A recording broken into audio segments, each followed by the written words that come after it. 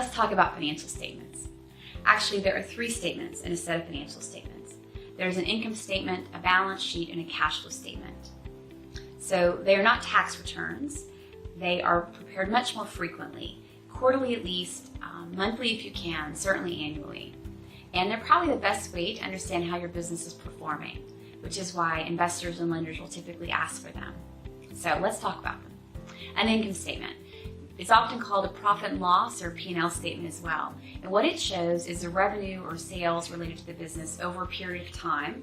So it could be a quarterly income statement or monthly or an annual income statement. And it will show the expenses and the net income and all of the expense and revenue activities in between on that statement. It'll often be used to compare the business's performance in a trend or versus a prior year or a different period. So it's the best way to understand how the business is improving and growing and performing. That's an income statement. A balance sheet, okay, is different than an income statement in that it's not over time, it's at a point in time. So when you give someone an income statement, you normally would give them a balance sheet with the same date ending as the income statement.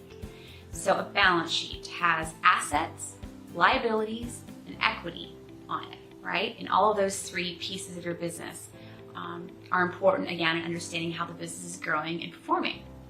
So interesting thing about a balance sheet is it always balances, right? So what that means is your assets will always equal the sum of your liabilities and your equity.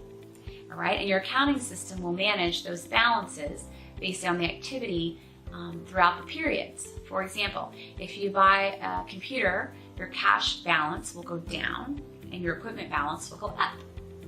And if you borrow money, your cash balance goes up and your loans or liabilities payable to someone else also goes up. That's a balance sheet. All right, the 3rd statement is called a cash flow statement.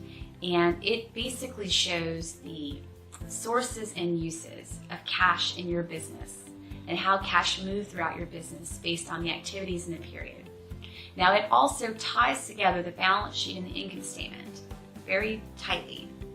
So when you look at a cash flow statement, you'll have 3 sections. You'll have one that says cash from operations, and that will show all of the ins and outs of your operating cash flows, your revenues, changes in your balance sheets for the balances that are related to operations, your expenses, all of the day-to-day activity will show up in the operating cash flow section. The 2nd section is called an investing section. So your cash flows from investing will be, if, for example, if you buy equipment, something large, you're investing in the business, that's where cash flows of that nature will show up. The 3rd section is from financing. Cash flows from financing is if you're borrowing money or you're raising equity or paying back loans, that sort of activity. How you fund the business, that's what shows up in the financing section. The sum of all of those sections is called your total change in cash flows, right? And so your cash flow statement will show a beginning, a change in total cash, and an ending cash balance for the same period that you're showing the balance sheet and probably the ending period for the income statement. So they're all tied together. So if you were to give me 2 of those statements, I could actually solve for the 3rd one. Interesting. Well, at least for finance, that's interesting. So anyways, those are your statements. So if you don't have them, please go get them or have your CPA or your staff help you generate them and review them on a regular basis. So I hope this was helpful. For more training and tips just like this, visit us at truspanfinancial.com.